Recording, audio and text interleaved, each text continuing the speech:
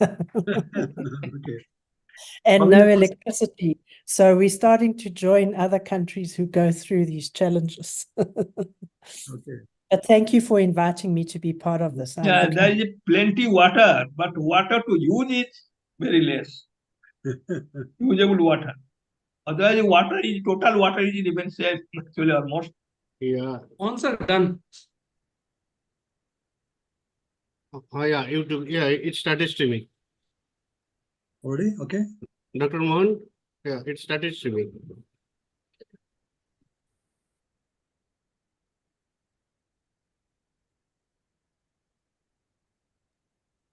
YouTube is all right?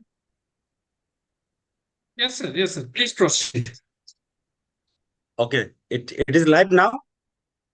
Yes. Yes, sir. Yes. Okay. Just a minute.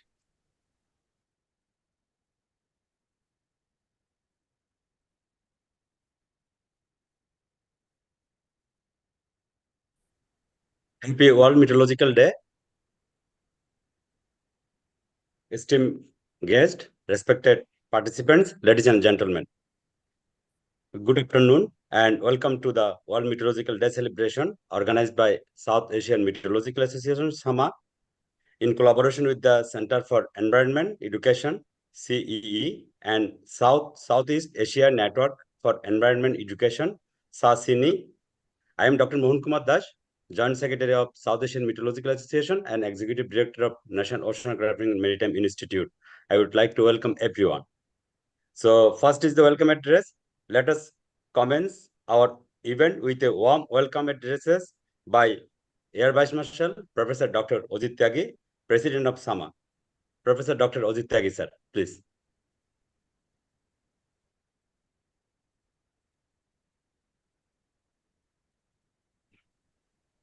Sir, if you could please unmute yourself. Thank you, Mohan, and very good afternoon to all the distinguished participants. On the behalf of South Asian Meteorological Association, it is a matter of great honor for me to convey World Meteorological Day greetings to all SAMA members, esteemed participants, and dear college and school students. We feel honored by the participation of our chief guest, Professor Colin Vogel, who is distinguished professor at the University of Gothenburg and also a member of Scientific Steering Committee of the World Weather Research Program of WMO. We are grateful to Professor Vogel to accept our request and to deliver keynote address. Recognizing the fact that weather does not follow political, international cooperation has been the hallmark of the meteorological community and services. International Meteorological Organization, IMO, a non-governmental organization, was founded in 1873 as a forum to exchange meteorological data and research. Proposals to reform the status and structure of the IMO culminated in the World Meteorological Convention of 1947, which formally established World Meteorological Organization on 23rd March 1950 as an intergovernmental organization within the UN system. The WMO has 193 countries and territories. India has been a member since beginning and playing a very active role as an elected member of its Executive Council. The election of Dr. Mohapatra, DGM India Met Department, is a matter of great pride for India and South Asia. The World Meteorological Day is observed every year on 23rd March to commemorate the formal establishment of WMO. The day highlights the role of national meteorological and hydrological services that play important role in the safety and well-being of the society. A very active role as an elected member of its Executive Council. The theme of the WMO Day is chosen to promote public awareness about the weather, climate, water, and environmental issues. Like the theme of WMO Day 2021 was Ocean, our climate and weather. It focused on the connection between ocean, climate, and weather within the Earth system. The theme of 2022 was early warning, early action, having focus on the disaster risk reduction, and 2023 on the future generation, how the water environment is going to affect. And this year we are talking because of the climate emergency and on the future of the climate, the frontiers, which we are going to discuss today. As you know, that 2023 has been the warmest year, and last 9 months from June to February had been the warmest months. So we are at a juncture where until we take concrete actions at all the levels, from the political leadership to the students in the field, we will not be able to address this challenge. So therefore, this theme is very important, and we are happy that we are jointly hosting this event with the Center for Environmental Education, which has been playing a very important role in the field of weather, climate, and environment in the country, and also the SASINE, which is working in the South Asia and Southeast Asia. So we are thankful to Preeti Kanodia and the Madhvi Joshi for participating, and we look forward that SAMA and these two organizations develop closer partnership to promote the climate awareness and the mitigation to be followed and taken up by the students in the college and schools. So with these opening remarks, I don't want to highlight the presentations which are going to be made by the Dr. Colin Vogel and other colleagues from the CEE and SASINE. So I am sure this is going to be a great success, and I wish today's webinar on WM Day great success and learning for the students. We are happy to share with you that many schools and colleges, this webinar is being streamlined through our student coordinator. So there is it's not only a armchair meteorologist who are going to be benefited or who are going to attend this webinar, but it is really going targeted to the students both at the college and this school level. So it's a great initiative by SAMA with its partners, and I would like to thank all our partners and the chief guest for having given their support and to organize and to participate in this webinar. Jai Hind. Thank you, Honorable Chair, for your warm welcome speech. It is really fascinating. Now, following the welcome address, we will hear a message from the Secretary General of World Meteorological Organization, Professor Dr. Celestial Saulo, on the significance of the World Meteorological Day.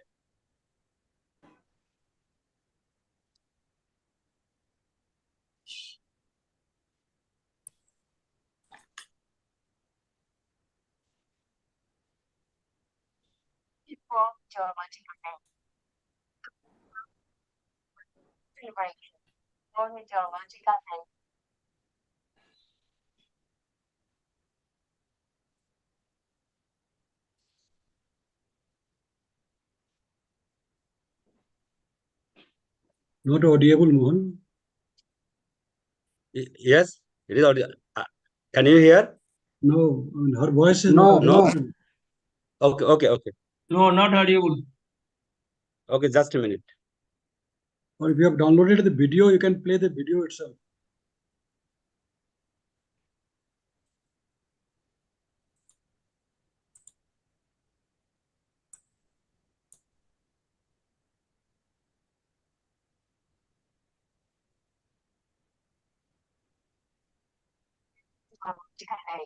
Is it Can you hear the sound? Not yet. For a moment, I heard it, but then the sound is not coming. So you try to make it the full volume. Now it is in. Yeah, it is full volume from my side. Okay. And it is now I am trying from YouTube, previously from the downloaded one. Downloaded one will work better. But Divya, Yeah. did you download? No Mohan, sound. can you check your system volume? Mohan, Yes. please check your system volume. Now sound is coming. Shall I play the Mummy? video? I have got the downloaded copy. Okay. Yeah, sir, please. Divya, make him co-host quickly. Yeah. Let me share the screen. Yes, me too.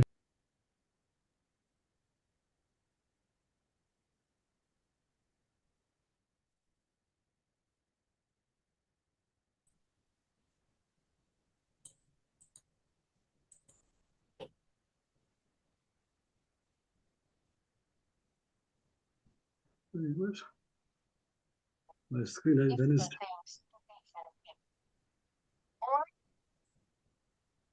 Indispensable, and it is urgent. Is my screen visible? Yes, sir, your screen is visible Okay. Day. Is As it? you know, this is and my sound is first coming celebration properly. of World Meteorological Day as Secretary General of the World Meteorological Organization. Previously, I also celebrated this day at the Argentinian Meteorological Service because it is a unique opportunity to increase awareness of who we are, what we do, and why we do it. National Meteorological and Hydrological Services, WMO members, are key players in our fight against climate change. Indeed, the WMO community provides tools and knowledge on both climate change mitigation and adaptation. It is therefore fitting that the theme of this year's World Meteorological Day is on the front line of climate action. Climate action means different things to different people, but all agree that it is indispensable and it is urgent and it is a call for everybody. We must all pull in the same direction. Our meteorological and hydrological communities gather, disseminate, and analyze weather, water, and environmental data. These are the basis for understanding what is happening with climate now and how it has been changing. We cannot manage what we do not measure, and this is where the WMO is ideally placed. We have a proud history of more than 150 years of sharing data and best practices. That is our strength. We are building on that strength to provide information to support mitigation. For this reason, we launched the WMO Global Greenhouse Gas Watch. We need more measurements to support decision-making and climate action. But mitigation is not enough. Adaptation is a must. For many, this is a matter of life and death. As a matter of priority, hydrometeorological services around the world are engaged in improving their early warning systems, which are the linchpin of adaptation and disaster risk reduction. However, as of today, many countries are not able to provide these early warnings to protect their people. This is why, as part of the global community, we embarked on the Early Warnings for All initiative. Every person on Earth needs to have access to timely, authoritative, and life-saving weather and climate risk information by the end of 2027. Climate and weather affects nearly every single activity. For instance, renewable energy systems, including wind, solar, and hydropower, agricultural production, fisheries, transportation, health. Weather and climate information fuels economic growth.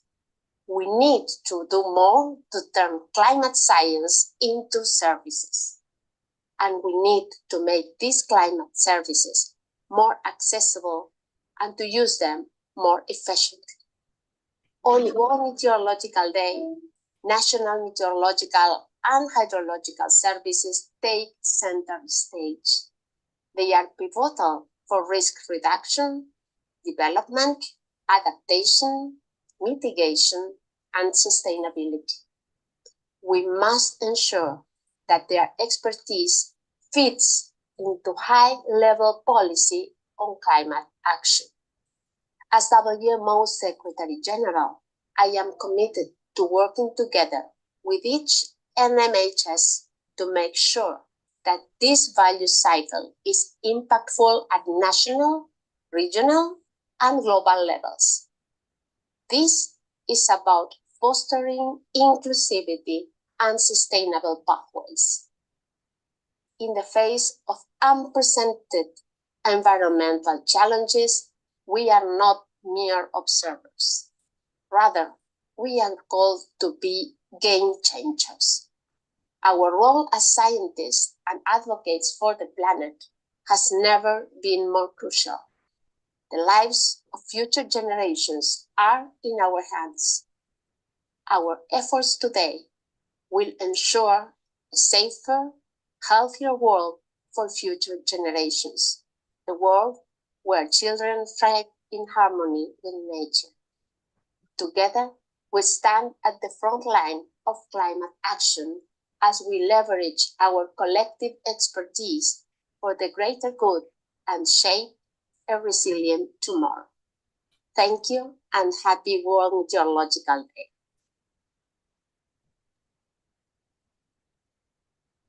Thank you, everyone, for your patience hearing.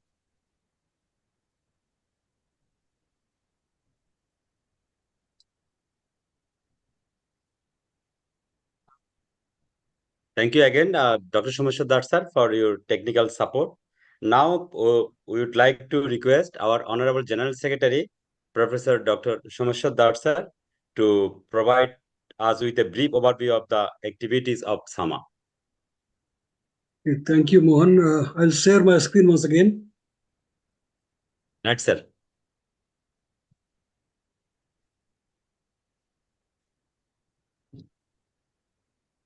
Is my screen visible to you? Right, sir. We can see. Okay, could you please make it slideshow? Is it okay? Yes, sir. Okay. Thank you very much once again. Well, I'll quickly brief you about the South Asian Meteorological Association. It was established on 3rd of August 2020. Well, we have recently received a letter of appreciation from the Secretary General of WMO, and I would like to just read excerpts from that. WMO congratulates or hails SAMA's impactful contributions. Just a minute.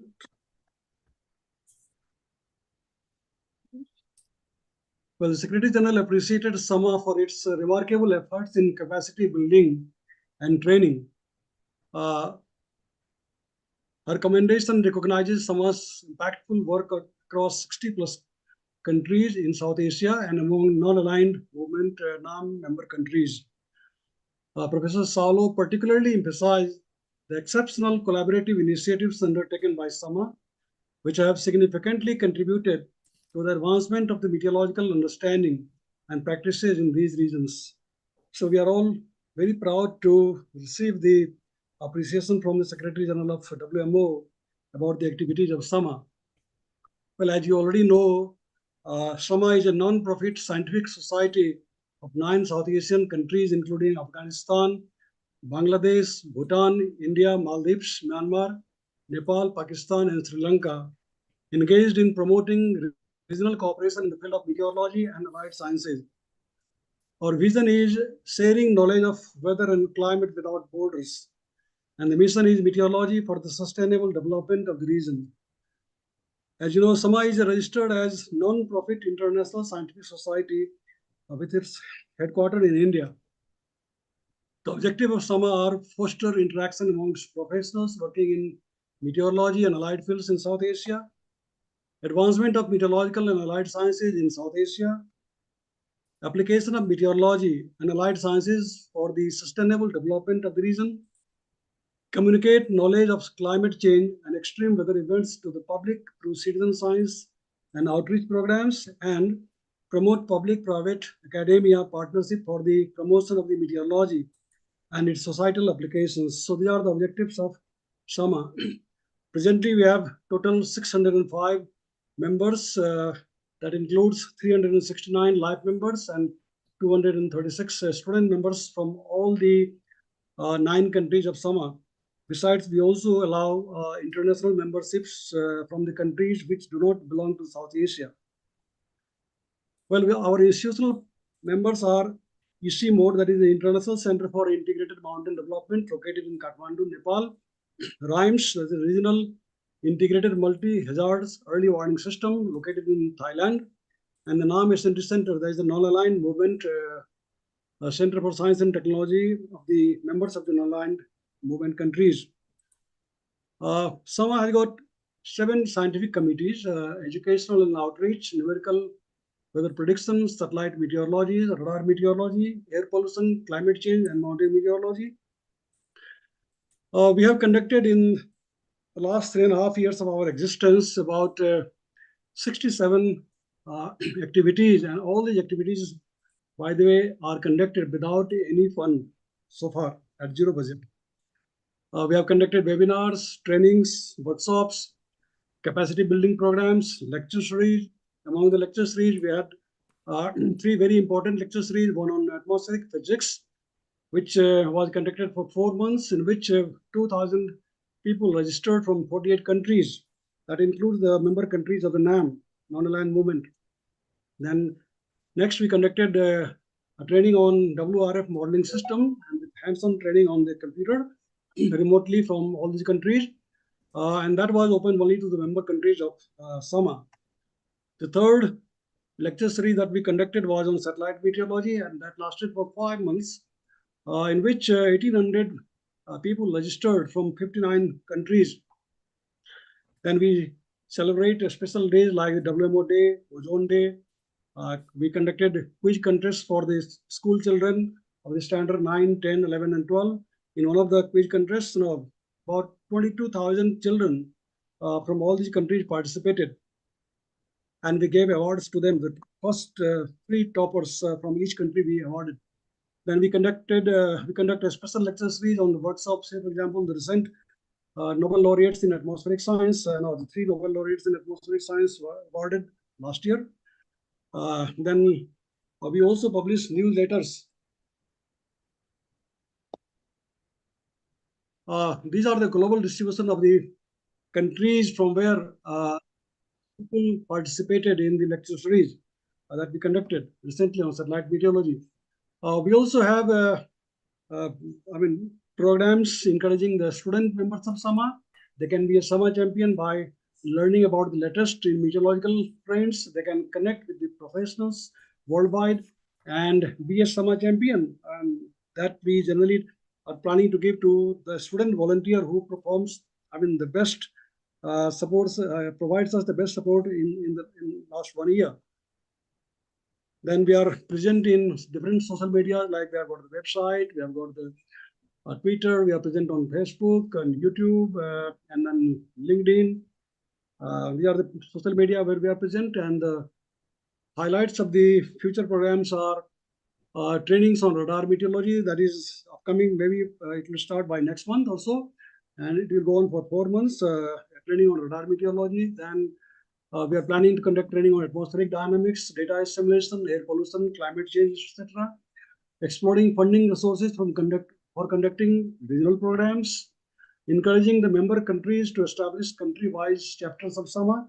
Presently, we have a SAMA India chapter established, and just last week there was a conference in Nepal in which our members from Bangladesh they had a meeting, and they also initiated the establishment of the SAMA Bangladesh chapter. Plus, they also revived their Bangladesh Meteorological Society. Similarly, we are trying to start shortly the SAMA Nepal chapter also. So, in each member countries of SAMA are supposed to start a local chapter in their country. Then develop capacity building programs for research and development of the region through scientific committees.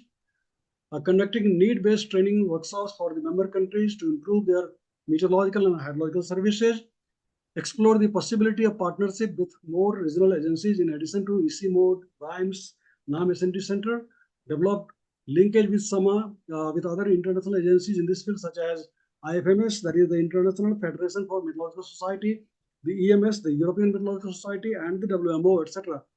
Develop regional research projects, mentorship to young researchers and students by senior scientists, work with NMHS, that is the National Meteorological and Hydrological Services of the region, regional associations, and civil society in promoting application of meteorology for public safety and societal benefits. Societal applications like climate change, agriculture, aviation, energy sector, engage private sector in promoting application of new technologies in instrumentation and software meteorology. So these are the highlights of some of our programs and upcoming activities in future. So thank you so much for your attention and have a good day. Yes, on to you. Thank you, Professor Dr. Someshwar Dutt, sir, General Secretary of SAMA, for your enlightening briefing of SAMA. So it's really captivating, and it gives us an idea what SAMA already been done within a very short time. Now, it is time to introduce Central Environment Education Initiative by Dr. Preeti R. Kanojia. Now, I would like to request our Executive Support Team member, Chatushka, to introduce Thank you. Ms. Preeti R. Kanojia. Okay, thank you, Mr. Mohan. Mr. Preeti R. Kanuchia, Senior Program Director, is in charge for National School Programs, Northern Regional Office and Rivers and Mountain Initiative of Center for Environmental Education. As an environmental education and education for sustainable development professional, she has experience of over 24 years. She has worked with a wide range of stakeholders that include schools, teacher educators, teachers, universities, cooperative programs focusing on school systems, capacity building, and community development issues in the area of sustainable development. She has authored several national and international publications on environment and sustainability education. She is a master in environmental sciences and has done international courses in field of sustainability education. Thank you. By the way, Chatushka Thank you, is Chatushka.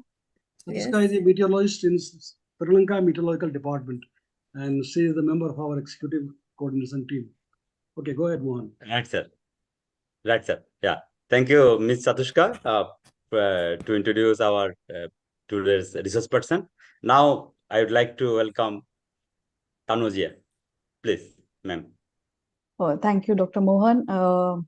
It's really a pleasure for me to join this particular program and see joining hands with SAMA, and we are really happy to know about the work, the wonderful work you are doing, and joining together on this special occasion of World Meteorological Day. So it's like really brings together like cooperation and partnership.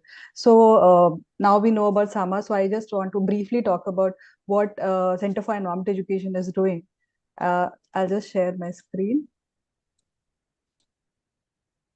So CEE is a national institution. You can see this is our campus at Ahmedabad in Gujarat.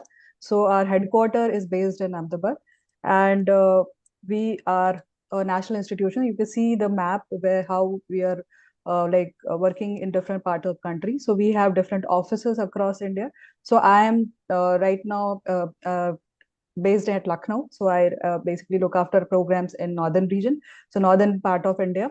And talking about our center, we started working in 1984, and coincidentally, I think SAMA and CEE has one thing in common, that we also started in August, but dates are different, but that August connection is also there.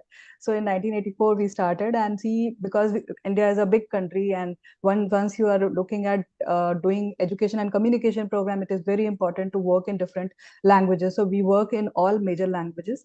So there are 7 regional offices, and there are state offices, and different project and campsites we have. There are we work in 16 programmatic thrust areas where to reach out to different stakeholders with our programs.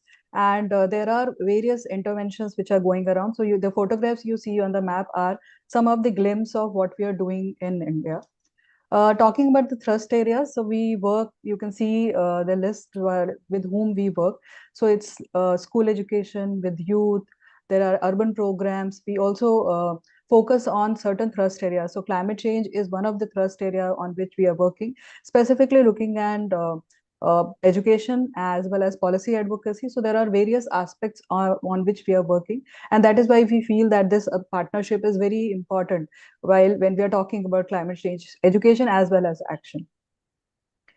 So CEE has been working in partnership. So we have partnership with the government, where central and state government, then higher education institutions. We are working with all UN agencies, which includes UNEP, UNDP, UNICEF, and other UN-based organizations. So also there are a lot of corporates and brands who work with us to look at how sustainability initiative can be taken up at ground level. And we also partner with local organization partner, NGOs, civil societies, and international organizations.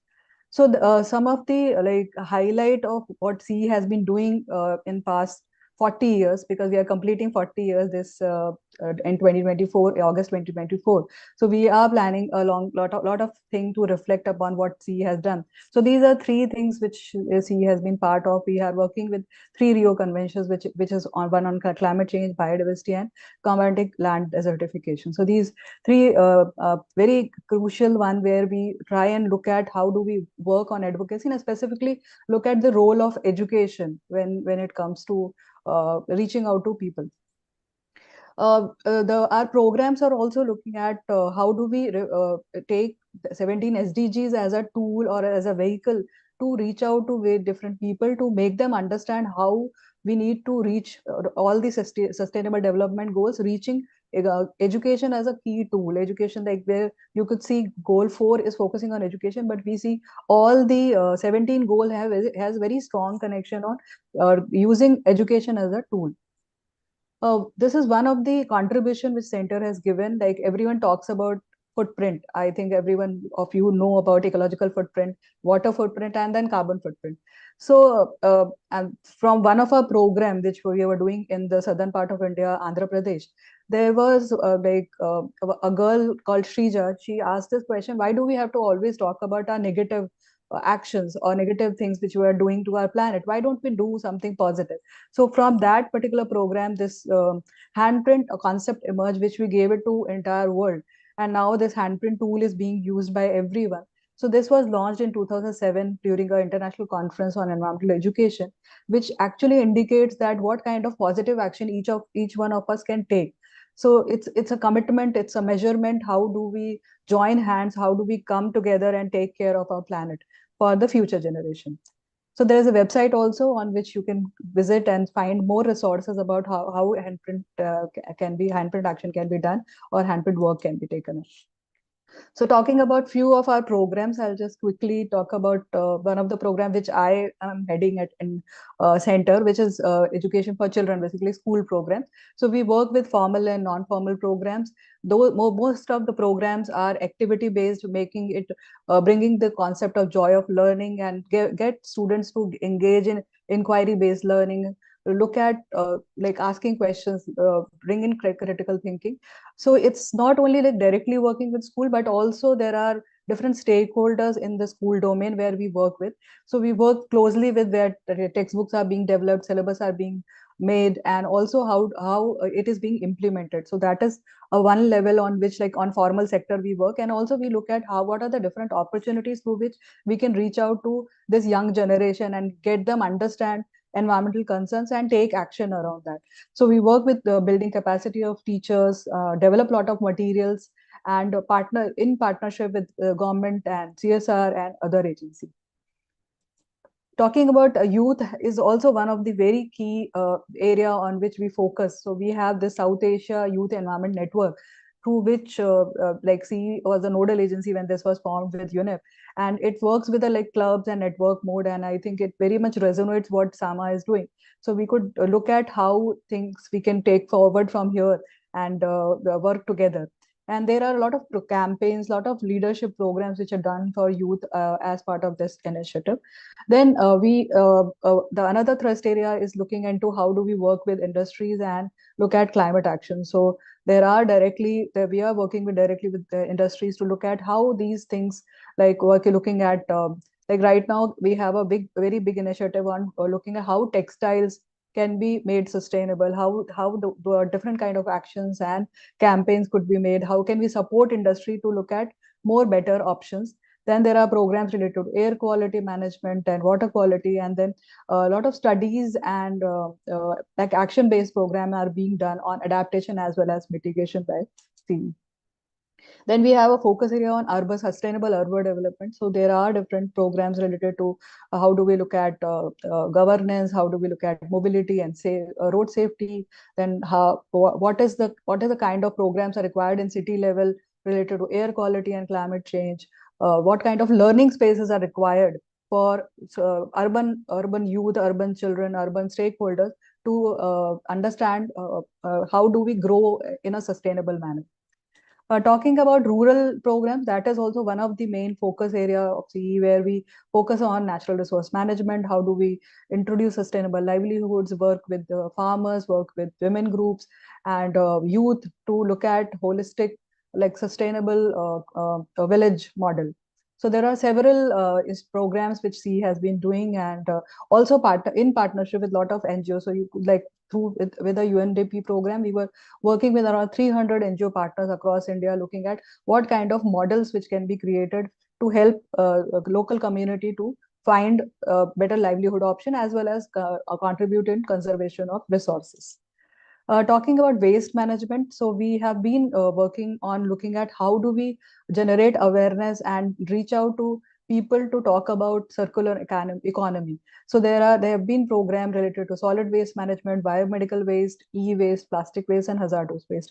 So we have been working with them and are looking at what kind of IEC strategy is required, how do we document best practices and share it with everyone, and what are the materials and even study reports which can be done and help support not only policy making but also implementation at ground level. Water sanitation and hygiene is also one of the key area where we look into how do we engage with schools, children, their families, and see how hand washing practices, how do we see that sanitation and hygiene is followed at school level. From there it goes to community level and also to community to entire society. So there are like over 21 states we have been implementing several wash initiative with UNICEF and other partners, local government to look at how this can be integrated very successfully.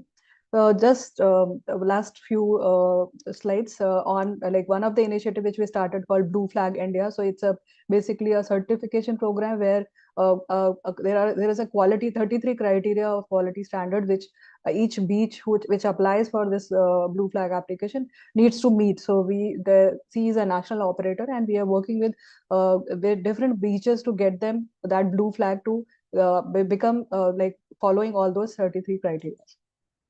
Then another major program we have been doing is interpretation program to bring in the visual experience of habitat, ecosystem, and cultural heritage. So this is one few example, these photos which we have been doing. Another program which has been working with youth, with teachers, with students, look at how different kind of ecosystem, and we conduct camps around that so that children get one lifetime experience of and going closer to nature and appreciating nature to be able to actually act towards conservation of nature. So CE has developed a lot of publications. This is a glimpse of few publications which we have done. So like this particular publication we have done for Government of India, looking at what are the India's culture on climate friendly sustainable practices. So it's a wonderful publication looking into various sectors and how this is done. And then this particular Gujarati book which you see, it's called Joy of Learning book. So there are a lot of publications which are available at CE for basically reference and for many people. So I think it would be very helpful for other countries as well in the network to refer to our work and share this experience. So I would now close this and thanks again to SAMA, and will say that decrease your footprint and increase your handprint. Thank you so much. Thank you, Dr. Prithia Kanojia, for your insightful details about the CE.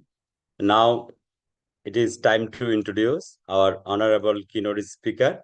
We have Dr. Fatima Akhtar, Chairman of Department of Meteorology, University of Dhaka. Now I would like to request Dr. Fatima Akhtar to introduce today's keynote speaker.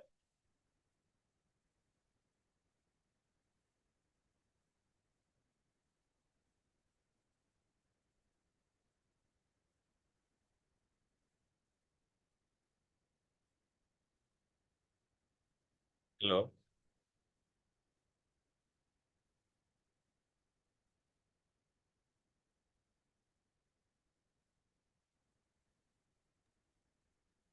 Dr. Do you want Fatima Akhtar, can you hear us? Sorry.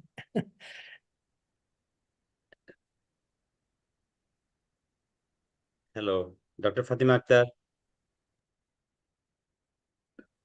There may be some problem with You need to unmute. Fatima Akhtar, you need to unmute. Fatima Appa, could you please unmute?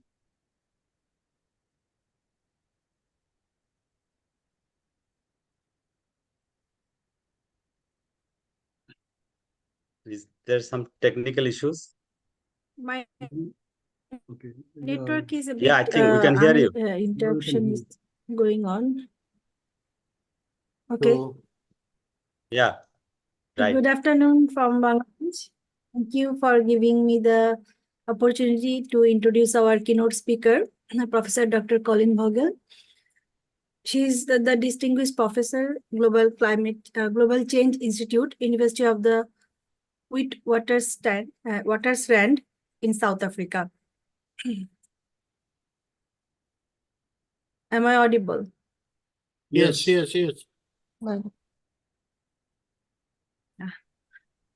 Our today's speaker, Professor Colin Vogel, is a renowned climatologist, currently leading the city of Johannesburg Adaptation and Climate Change Project. Her focus lies in mitigating climate change impacts on urban environments. Additionally, she champions transformative education for global environmental change and sustainability, emphasizing transdisciplinary approaches. Professor Vogel actively seeks collaboration to advance knowledge and practice in these critical areas. She has significant influence on the disaster management policy in South Africa, contributing to key documents like the Green and White Papers and the Disaster Management Act. She has also played pivotal roles in international climate initiatives, including authoring the Africa chapter of the IPCC Fourth Assessment Report. Her leadership in global committees such as the International Human Dimensions Program underscores her impact on climate discourse. Professor Vogel's contributions to climate advocacy and adaptation science have earned her the prestigious Bertoni Award. She was also part of the IPCC team, awarded the Nobel Peace Prize for their efforts in advancing climate policy. These accolades recognize her dedication to addressing climate challenges and inspiring future generations in the field. Professor Dr. Vogel is in the Scientific Steering Committee team of World Weather Research Program of WMO, which is dedicated to advancing and promoting research on weather, its prediction, and its societal impacts on scales ranging from minutes to months. We are very glad to have her as our keynote speaker. Thank you. Thank you very much. I'll just share my screen. Sure. Thank you, Dr. Fatima Akhtar. Without any further ado, we would like to request today's resource person, Professor Dr. Colin Vogel. You're welcome, please. Thank you very much. I'm just going to start from the current slide. Can you all see that? Yes. Okay. Thank you very, very much. What a wonderful honor to be able to speak to you all and share some insights. I do feel very honored in particular with the Bangladeshis. Many of us worked so many years with Salim, and we miss him so much. His untimely death was very, very much a shock for many of us. So it's indeed an honor to be asked to talk to this illustrious audience. What I want to do is to continue what the head of the WMO and also the very previous speakers. I do want to compliment you all on the amazing work that you are doing. What a wonderful set of attributes and energies you all have. So I really do want to, hopefully after my talk, keep in touch with all of you, because I really think you're doing amazing work. So congratulations to you all on this World Meteorological Day. But what I want to talk about is really creating agency for climate change risks, the role of shared meaning making. Because as many of you have said already today, unless we share this and do this all together with all our handprints, I love that image, it's really true. It's not only the footprints, it's this notion of care and embracing many knowledges that are critical. So I don't need to tell us all that we're facing complex, wicked challenges. We have uncertainties in science, even though we have IPCC reports and recent WMO reports coming out stating, the heating of the atmosphere and the globe. Much complexity, which we all know, there's interdependency, and indeed there's controversy. It's not accepted by everyone, and that's what makes our science so interesting. But the area of work where I work, I think provides one opportunity for us to share knowledge systems. And I think many of you are working like that from the sounds of things, from some of the programs that you're working on. In the slide, you can see that society is on the one hand with all the practices that society have, and particularly in culturally rich contexts like your own, in Nepal, in India, in Bangladesh, and then in culturally rich contexts like in where I live, in Africa and in Johannesburg. And if we don't take cognizance of those cultures, of how people see and make meaning in the world, then I'm not sure that, I hate to say this, that the science that we do will be enough to get us over the finishing line. So where does science come in? Science practice also has to come in. All the wonderful science that WMO is doing, that the World Weather Research Program, the World Climate Research Program, and other programs are doing, are obviously essential. But I do think there is time now for us, if we've got this window that's closing on the climate change story, to really up our game in some of these efforts. So that's what I want to focus on. I've been very fortunate to work with Karen O'Brien, who comes from Oslo in Norway. She's currently leading the IPBES Biodiversity Assessment on Transformation. And many years ago, we worked on a program and a set of issues where we tried to challenge some of the conventional ways that we look at meteorology and early warning systems, forecasts, etc., and then a possible alternative approach. So we weren't saying that the conventional approach is no longer suitable, but we were trying to gently nudge the community to say we need an alternative approach.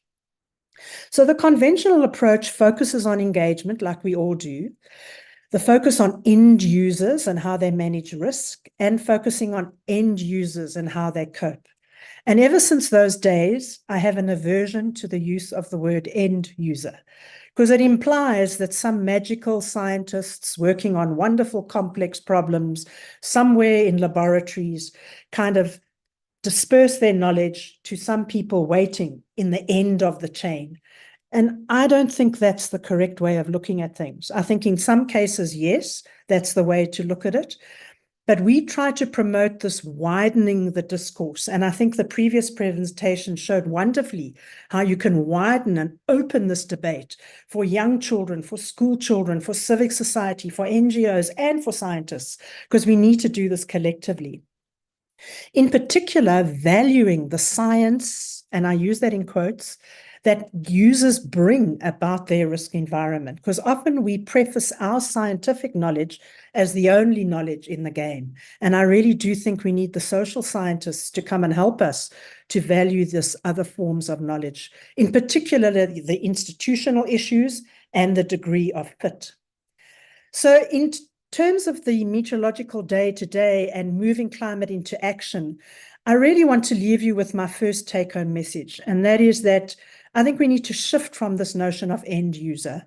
Rather, I think we need to be working with and for all users, not only for end users. In some cases, as I've said, the end user is critical in the so-called value chain.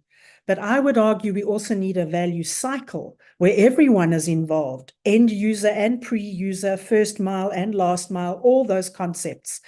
So this role of transdisciplinary research, I think, can really help us, particularly in contexts such as ours, where local knowledge is so important, tacit knowledge is even more important, and traditional, rich cultural knowledge with complex ways of seeing the world, wisdom leaders, shamans, people who bring rich wisdom into these contexts but are often ignored.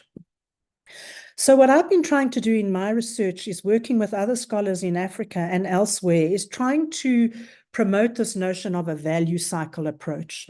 And it picks up on work that have been done by others. And really it shows the notion of a whole lot of wheels working together in a cycle and not necessarily only in a chain where someone produces the science and then someone picks it up at the end. So that's the second message I want to leave with you, is to really have many of us more think about that value cycle and who are the cogs that we need into this process so that we can have rich messages. And it's a very interesting process because you have to work together with society and not separating society. And it also requires a number of very humble approaches where you acknowledge other people's wisdoms and not just your own. So I just want to share a quick few examples. This is an example taken from Tanzania a few years ago. And the interesting things of the way they did their climate services, you heard that the WMO is now focusing on this. And here the forecast process was bringing communities together with the Tanzanian Meteorological Agency, and allowing indigenous knowledge forecasters, people on the ground, to present their knowledge as a valued piece in the puzzle, and then together with the Meteorological Agency and others to then work with massaging, if you like, and polishing the approach that they were going to develop. So a very co-joined effort. So the ways of acting from these case studies, just to conclude the first part of my presentation, is I'm hoping that the work that I continue to do, and also with the WMO, really tries to shift the focus not only to end users, but also to try and question what role users can play in producing valuable knowledge. Citizens, NGOs, the people that you've been working with in some of your groups. But if you go down this road, it requires that you have to work with different creators of knowledge. So in this example, there's work that we've been doing in Africa, working with various agencies across the African landscape. And what we soon noticed is that you cannot just take the climate outlooks or forecasts at face value and then try and, if you like, educate people into accepting them. Rather, what we found more useful is co-creating the narrative. What do these climate outlooks mean? Either seasonal climate forecasts or even longer, or even weather outlooks coming for the next day, next 24 hours, and so on. And here you see a nice icon that has been drawn into various icons, into various scenarios. So instead of loading this information with very critical climate information, so we're not throwing that information away, but rather we're trying to think as scientists is how can we convey this complex information with society so that we go beyond a chain of knowledge and really try and look at things that count on the ground. And one of the earliest signs that this was moving in the right direction, and I mentioned to many of you that we in the moment in Johannesburg are suffering from a severe water shortage. Many of the ministers and others are saying, oh, it's because of heat waves. Well, in part, it's because of the heat waves. But what this work did in Lusaka, as you start to work with communities, is that they show you, when you ask them, what are the compelling issues that you face every day? And then how does climate impact on top of that? Or how does climate unveil what is there every day? And you'll see it wasn't only about climate and climate change and heat waves. It was because of multiple failures in the system. And I think those of us on this call and those of us who work in these contexts are all too familiar with these multiple drivers.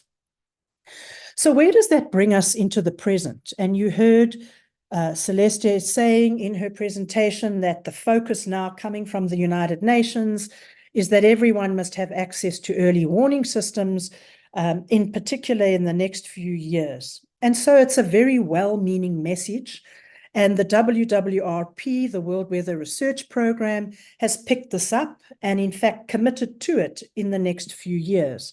But you'll notice that the value cycle approach is also being put on the map in addition to the value chain approach. So you have meteorological information, Earth system science data, but you also have a way of scooping in and working with people on the other end. So I'm not going to go into all of this. You can find this information on the WMO various websites, and I'll also give you contact details at the end of my presentation. But to suffice it to say, we've got a number of new projects that are coming online, and I think it would be wonderful for us to connect with the networks that you are creating. The one that I'm going to be co-chairing with a colleague from India, but currently living in Japan, Subho Samadar, is the one on early warnings for all, but it's not just about early warnings for all. It's trying to focus on what I've been talking about thus far, and that's the social sciences dimension. So why are we then focusing on this early warning for all? Well, I think this knowledge is well known now. It's been mainstreamed a lot. Disaster knowledge is critical, preparedness is fundamental, warning is essential, etc., etc. So we all know this, the if you like, risk reduction setup, understanding the hazard, knowing what the vulnerabilities are, what is the communication, what are the institutions needed, how do we engage business? You've all shown that in your work this morning. And again, I congratulate you on all of that wonderful work. But this is where I want to make a turn in my presentation. What about the days after the disaster? What happens then? So in a case paper, which was written by someone called Maria Kaika, the reference is there below, the paper was called Don't Call Me Resilient Anymore. And it came from people who had been working and experiencing severe floods, if you remember, in New Orleans. And the piece I want to focus my attention on with you is the middle part of the slide. And I really want to read this slowly because I think this is what we are not fully focusing on when we talk about early warning. I might be wrong. Every time you say, oh, they're resilient, it actually means that you can do something new to my community. And here's the key point. We were not born to be resilient. We were conditioned to be resilient. I don't want to be resilient. I want to fix the things that create the need for us to be resilient in the first place. It's a very powerful statement. It's not saying that we mustn't do resilient work, but we need to be very careful and deeply thinking about what we are trying to do. So in the people project that we are trying to work with, and Fatima has now been invited to be part of the steering group, and we're very proud of that, is what does this anticipatory action and governance mean in an early warning context? What about after the disaster, when the biscuits and the blankets stop and all the humanitarian agencies drive out in their trucks, having delivered lots of good help, but not changing things? Because the next time there's a storm, the next time there's a flood, the next time there's a heat wave, the same conditions usually pertain. So what and how are these early warning efforts being mainstreamed into shifting how we do planning? I don't know about in your countries, but getting the planners around the table to talk effectively about climate change is very, very difficult. It's not so easy. What are the systems that are needed? And how can we link things to everyday reality? So I'm not going to go into all the details, but suffice it to say what we're planning to do in this new project is to look at the social distribution of early warning. How is it spread around? Who gets access to information? Who does not? But in particular, how are we constructing the early warning message in terms of the social context? It's unevenly. Risks are not the same. They're not experienced the same across society. So how do we work on these things when we are working on early warning? The social implementation of early warning, working with society, and then in particular, the middle one, the so what of early warning.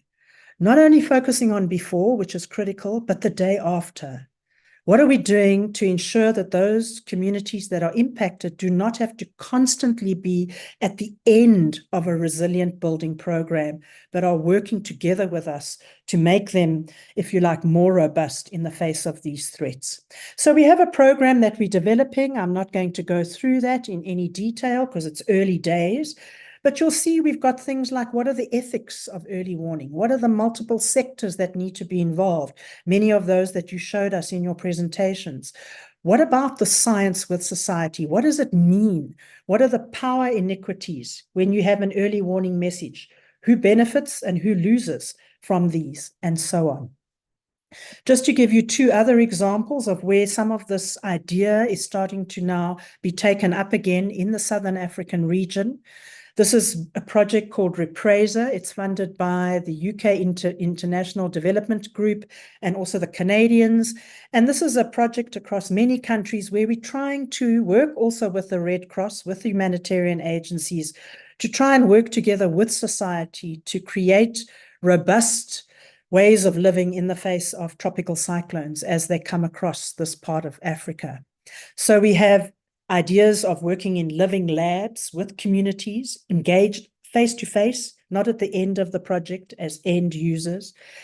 And you'll see number 4 is quite a brave comment that we've made, that we want to also look at what does it mean that we have to disrupt some power structures if we want to really transform these societies? And what would that take? And then what kind of partnerships will we require? Because I do think early warning needs to be taken beyond only just the very valuable technical dimension that is often associated with it. In other projects linked to this very work is an early warning Southern African project. Again, users are urban community members. People are working with this.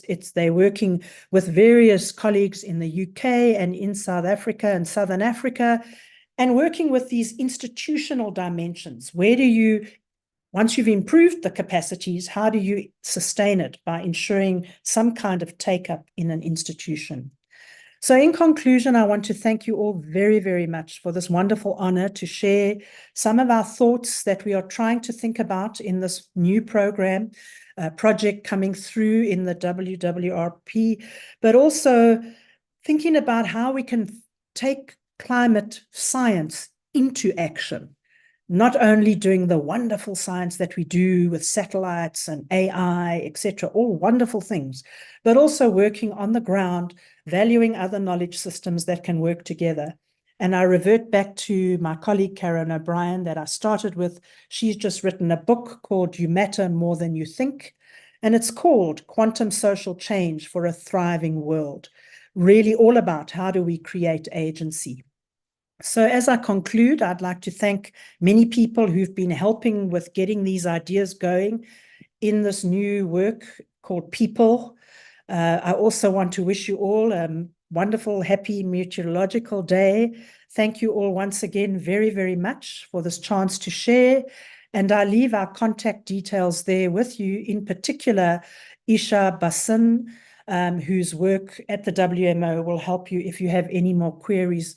But I would really, excuse me, like to extend a warm invitation to many of you to join in this effort so that we can further some of the wonderful work that has been done by many in this community. Thank you very much.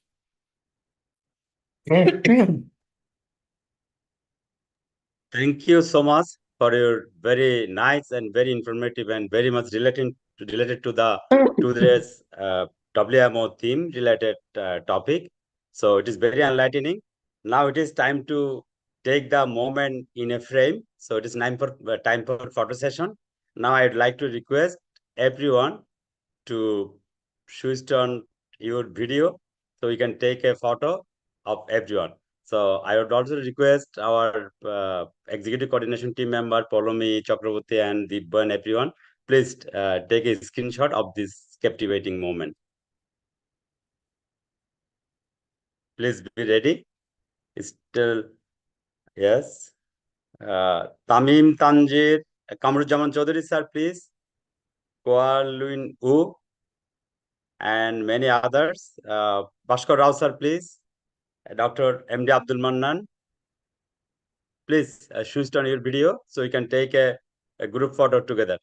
Please be ready. Okay, I am there.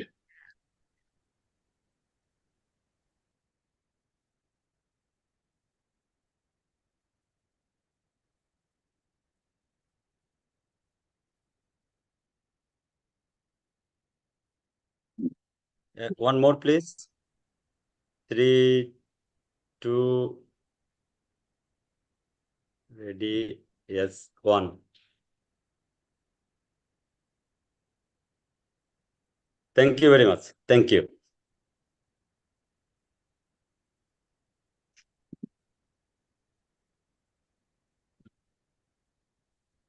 Now, I would like to request Mr. Dibber Prakash to introduce today's speaker, Miss. I would like to request Shagata Paira, who is the treasurer of the South Asian Meteorological Association SAMA and the associate professor of BIT Misra, to introduce Gayatri Dev, who will talk on climate action leadership challenges initiative. Thank you, Dr. Mohan.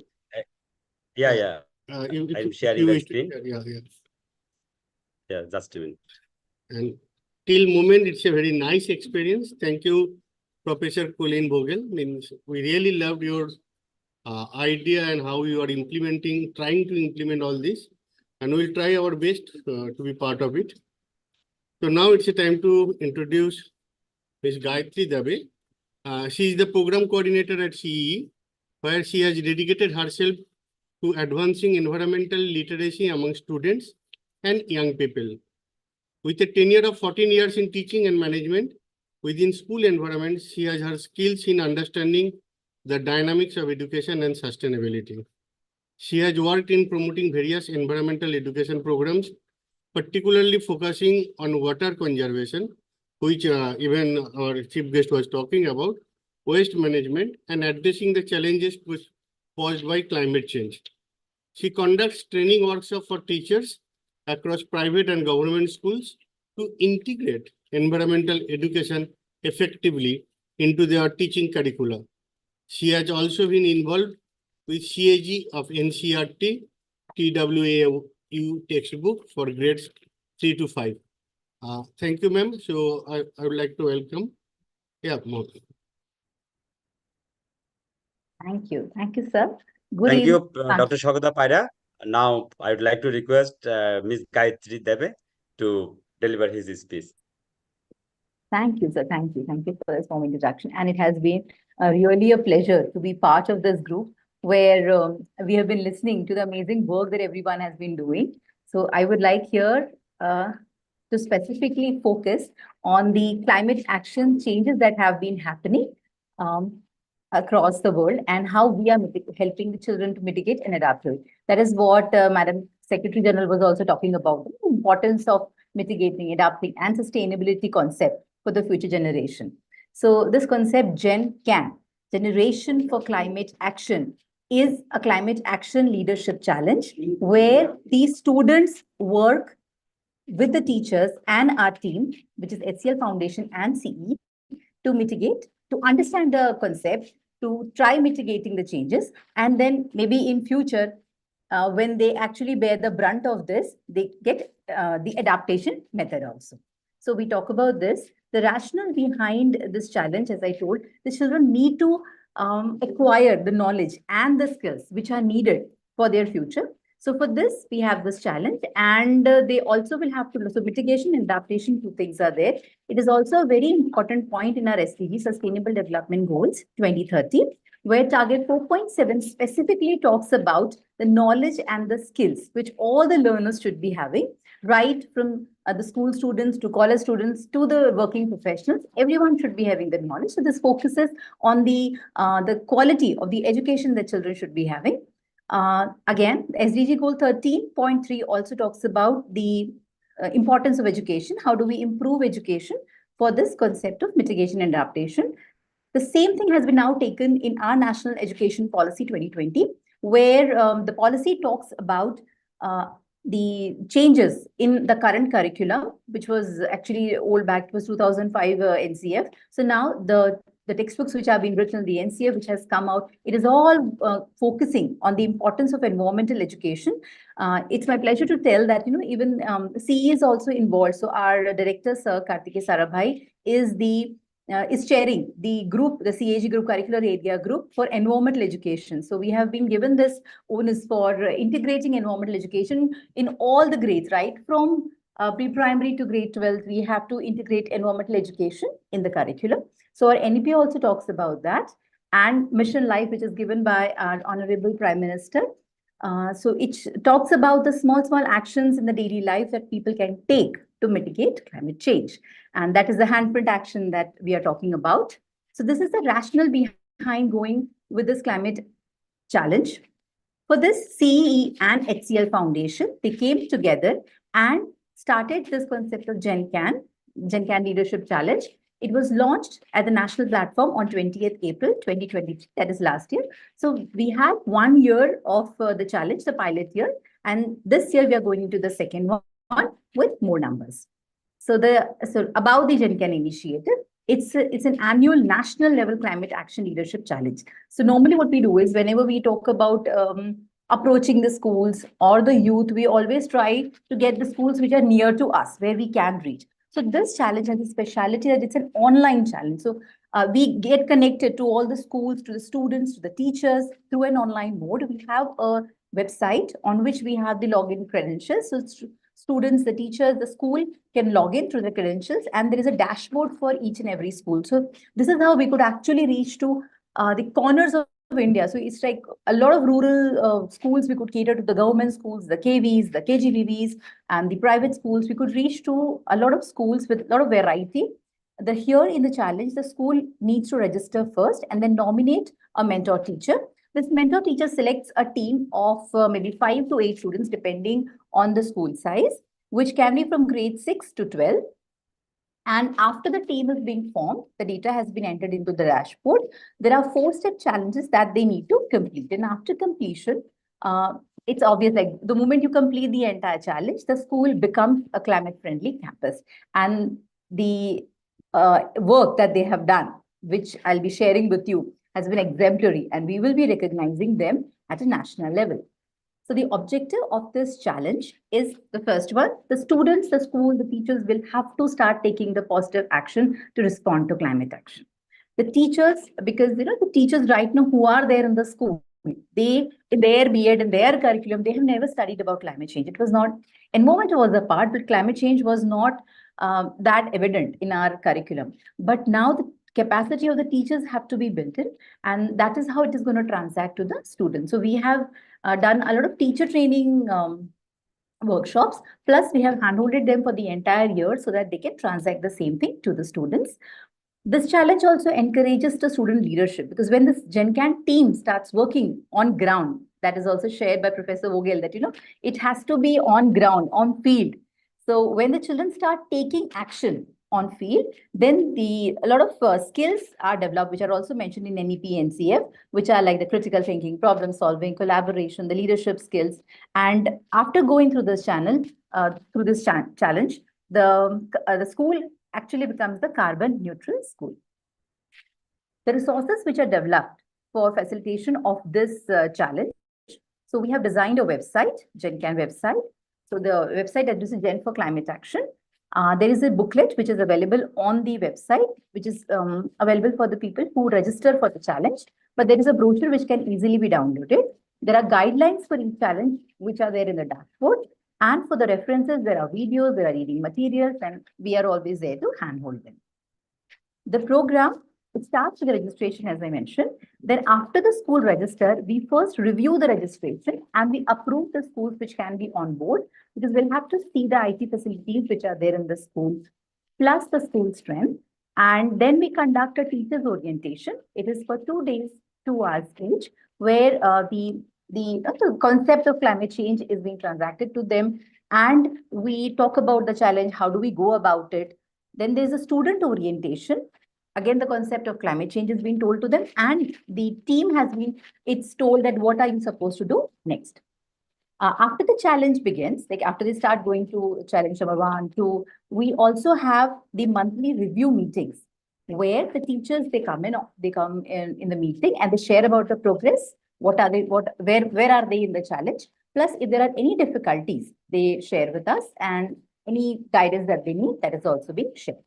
And after the challenge is about to end, we also do visit few of the schools to see the kind of work which is happening on ground, because it's an online challenge. That's always is going to be like, we don't know how much is happening on the ground. So that is why we actually in person visit few of the schools and see what kind of work has been done according to the data that they have been submitting on the dashboard.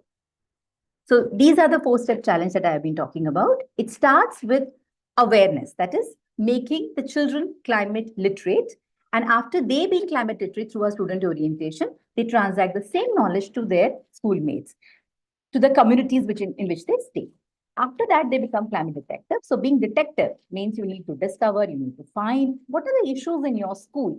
So here we specifically do carbon footprint, and then they become climate hero. That is, once you know your carbon footprint, you need to negate it. You need to try to neutralize it. And that is how the climate hero challenge works. And after being a climate hero, now they need to report, they need to show the kind of work that they have been doing in this challenge. And that is how they become a climate reporter. So there's 5 to 8 students, they actually go through all these 4 challenges, and now you can understand how to, what are the kind of skills that the children will have at the end of this challenge. So when we talk about in detail these steps, the first one, the climate literate one, where the students, they attend orientation. After that, they go to the school and they conduct assemblies. They have a specific Gen Can bulletin board where they keep on pasting the latest climate change news and the activities which are being done in the school. They also conduct Nukkad Natak for the communities around them. As you can see in the images, there's Nukkad Natak which are being conducted. There are rallies. So the schools which have NCC cadets, they've conducted rallies in their neighborhood just to show the impact of climate change. So when the people, they listen, so at least, I'll tell you, the problem of waste and water, it's huge, because people, they will keep their house clean, but not their surroundings. So they keep on throwing waste. So after this rally, we have seen a huge change in the surrounding, because they've seen children picking up the waste during the climate hero challenge. Then you can see individually in the privileged schools where there are individual smart boards in the school classes, the students have actually gone classes to classes and they have given the presentation about climate change.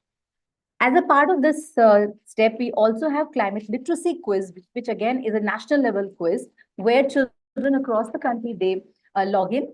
So the schools which have registered with us, they log in for this quiz and they attempt the quiz. It is in both the languages, English and Hindi, and they get their score. So that is where they know, okay, this is where I stand and I still need to know these many concepts.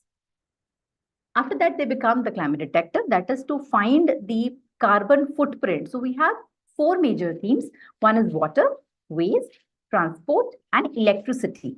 So they start working either in one of the themes, 2 other themes, or all 4 themes. The choice has been given to them according to the availability of the time with the children and the teacher. So they keep on, they take these themes and they start auditing the school. So there are audits which are being conducted in the school by the Gen Can team. If I give you an example of waste, so they actually calculate the amount of waste which is being generated by the school, be it plastic or paper or wet waste. And then they, okay, this is the amount of waste we are creating in the school. They do electricity audit, and that is how they know, okay, if I don't switch off the fan and the light, okay, this is the amount of this is how the electricity meter is actually moving, and these are units which are coming. Teachers, they do tell them how to. So on our dashboard, they can actually easily calculate the carbon footprint because it's an automatic calculator. But teachers have gone to a length where they have explained children on board, like how do we calculate through an electricity bill, how do we calculate our carbon footprint? So that also has been done. And students have been monitoring the activities of the school through this audit process. After this, the children are actually aware now about their carbon footprint, the school's carbon footprint, and then they devise. So after they know their carbon footprint, we also had a climate leader summit where we called in experts who could interact with the students, and they together they had their own queries, and they, how do we devise a plan which can neutralize this carbon footprint? So there was this entire summit which was held, and after that the team started working on their action plan. So they devised an action plan in maybe 1 theme, 2 theme, or all 4 themes, and they started working for it. So you can actually see that, for the waste, the students, they started carrying wet waste because at home it's just going in the dustbin. So at home they were segregating it, but the municipal corporation was actually taking it together. So what they did was they were bringing wet waste to school, and in school it was getting composted. The concept of vermicomposted started happening in the school. The students started cleaning the nearby water bodies around them so that the pollution reduces. For the electricity, in fact, the school started changing their bulbs. So from the incandescent bulbs, they started having CFL or LED bulbs in their school, and the students only started taking that initiative. For transport, the students preferred, instead of coming maybe on a bike with father or in one car, one student coming, they started cycling to school. So that when they entered this data, they could actually see how the carbon footprint reduced. Now we talk about the reporter. So they have taken the action, and the actions were huge. Like, I couldn't collate all the actions in one slide, but it was a huge impact. And if you see the tons of carbon which was reduced because of this action, even in a country like ours, it must be a small thing, but when the children did it, they could actually see the impact in their surrounding. So after this, there was this, again, on the dashboard, they had to submit the report. The report formats were like, we had given them the choices of maybe submitting the report in form of a blog or poem or article or a video or an audio recording. So they had all the options of submitting their report, where the teachers helped them to submit the report, and along with the teachers, they submitted the report. So this is how the entire challenge went. And when we did the visit, when we did the school visit, it was amazing to listen to children about the kind of experience they had, the kind of knowledge and exposure they had to this challenge. So I would just conclude this Climate Leader Action Challenge by saying that what you do makes a difference, and you have to decide what kind of difference you want to make. So our children have the capacity, and we just need to give them that faith and trust that, yes, we all can together do it. Thanks a lot. Thank you so much for your very nice and very fascinating presentations.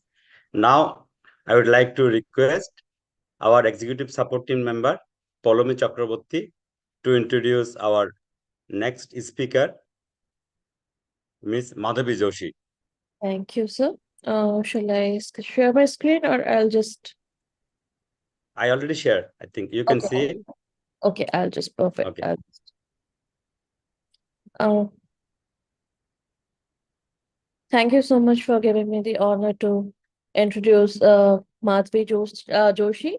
So welcome, ma'am. Madhavi Joshi is a Senior Program Director managing CEE Academy and the South and Southeast Asia Network of Environmental Education, SASANE, at CEE. She has over 30 years of experience in environment education and communication involving youth, social and communication research at CEE and ISRO, Ahmedabad. She has led national programs and campaigns, contributed to the development of educational programs and material, and has written a number of papers. We warmly welcome you, ma'am, to our platform here today. Thank you. Thank you, Polomi. Now I'd like to welcome Ms. Madhavi Joshi. Yeah. Thank you so to much. enlighten us, please. I'll just share my screen in a minute.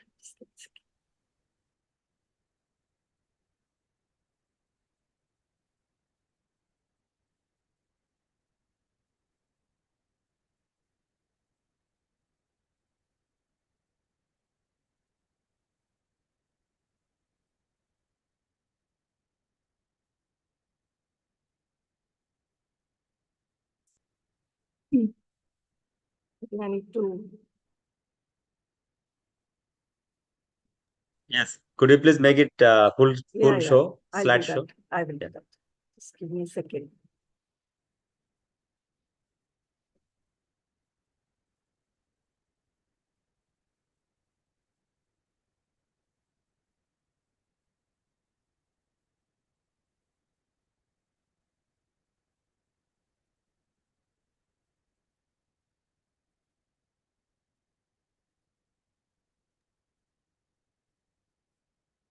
Anpuji, do you want me to share? It is disconnected. Yeah, I was just trying to look at the slideshow thing. Do you want me to share? No, I think I'll be able to do that. Just give me one more second.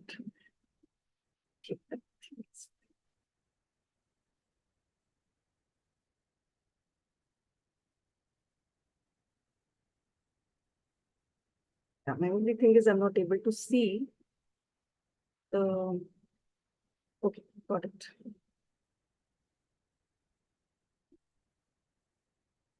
Yep. Yes, perfect. Thank you. Thank you. Good afternoon, everybody. And I would like to thank SAMA for inviting us and giving us this opportunity to participate in this wonderful event. I think it's been a learning experience all through knowing about what SAMA does and also listening to Professor Colin Vogel. I think it's been an enlightening afternoon, I must say. And also happy to be able to share SASIANI, the South and Southeast Asia Network for Environmental Education. We call it SASIANI Connect. So it has the networking as part of its name itself. We are a network, as the name suggests, based out of South and Southeast Asia region.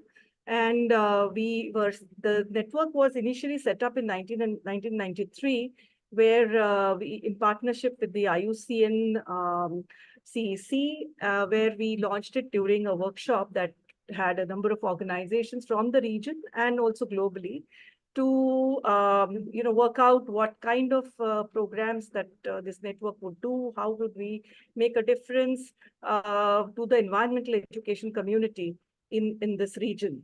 So we've been doing several programs, and until 2005, this network was very active.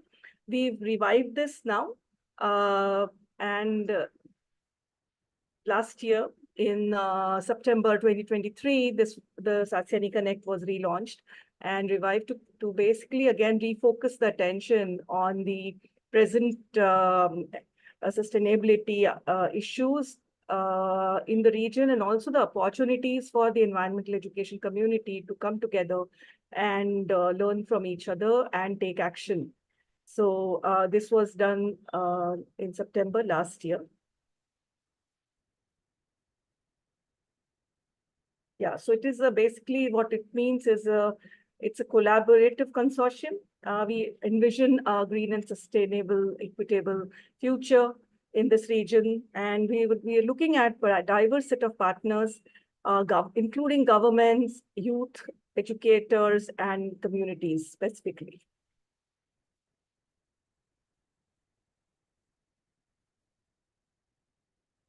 Yeah, and just map of the region, the South Asia and the Southeast Asia. So there's a diverse kind of countries, but again we are bound by one of the very the vulnerability to climate change and the kind of also the knowledge that we have in terms of dealing with some of the very pressing issues of our time.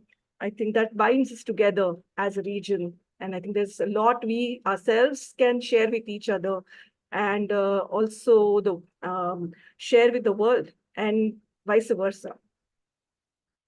SASIANI, as I mentioned, we have a core group of partner organizations and global networks that help set it up. We then are looking at regional representation from the South and Southeast Asian region. The main audience, as I mentioned, is youth, educators, and the community itself, the government decision makers in the various countries. And of course, we will be engaging with the United Nations and other international bodies that have programs and can bring in their or help us bring in programs to this region. The key areas of work, as we have identified, include looking at learning, innovating, and restoring. So basically looking at ways in which we can curate a diverse set of resources which are already existing. A lot of organizations are actively engaged, and there's no point reinventing the wheel, but there is a great merit in learning from each other. So looking at ways in which we can curate. So we have developed and are in the process of further working on a website, a web platform that provides this opportunity for carrying or putting up resources on environmental education for the partners and the regional organizations. We are also consolidating, bringing up courses and capacity building programs for educators and youth. And we would request also be coming to you, SAMA, for courses that you run and what kind of programs we could do together. There is also in terms of, say, innovations, we're looking at lifestyle issues and working on what are the innovative ways in which we can deal with behavioral and consumption patterns, and can we take up global movements and be part of those. Also encourage young researchers. That's another area I feel which is very which could work well with between the two networks, is looking at young researchers and bringing in research and rigor to the way research data can be shared and communicated on environmental issues. And of course, citizen science kind of programs which look at restoration and documenting such experiences. So the impact we feel would be in these three areas, in looking at education, greening education, right from like what Preeti was mentioning and what Gayatri also talked about, looking at ways in which we can influence the way education happens in our formal systems, but also look at the way non-formal systems can be influenced and learned from as well. Looking at lifestyles, as I mentioned, and impacting policies as well. So there is a lot of work that is being happening, but what we would like to do as a network is collate and curate a lot of that work that happens in the entire region. And depends on the way the members we'll encourage. It's really a very democratic kind of setup. So we would like to encourage members to pull in and share with us and take ownership of this network and build a green and equitable, sustainable future for South and Southeast Asia together.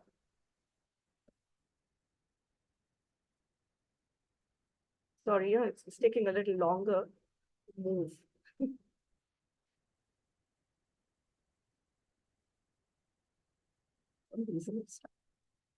Oh yeah.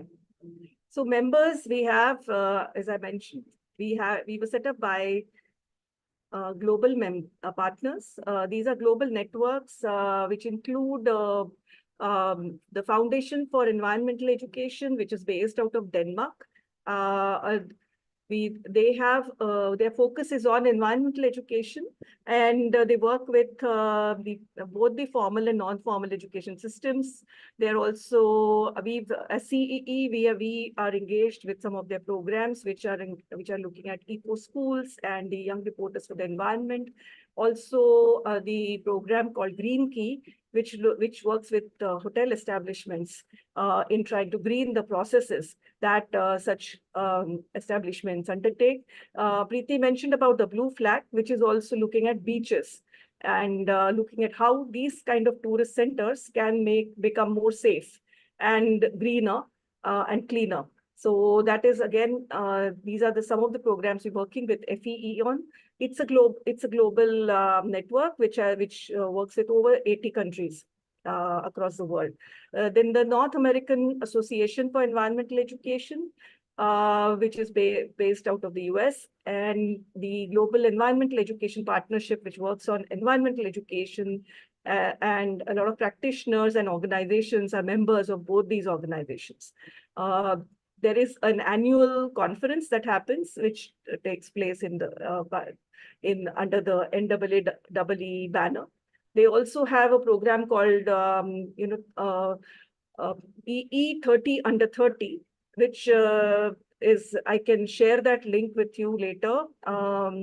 Maybe for you to send across to the young people who are here, because that is it provides opportunity for youth to actually engage in projects which are to do with environmental education, where they are based, and they do get, and selected youth can be supported through this initiative. So there is a little bit of a financial support there as well. Besides, of course, being part of that 30 young people's cohort that gets mentorship from experts.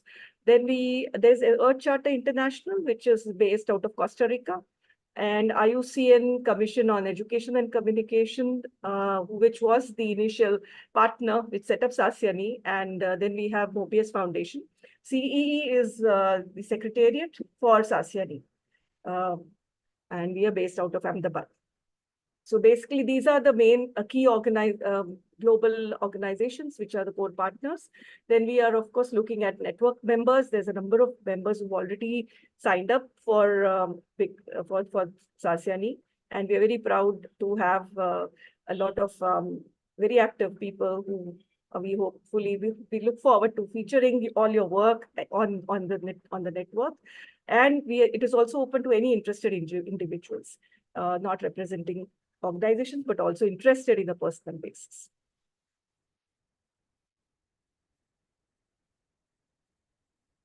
It takes time for some reason.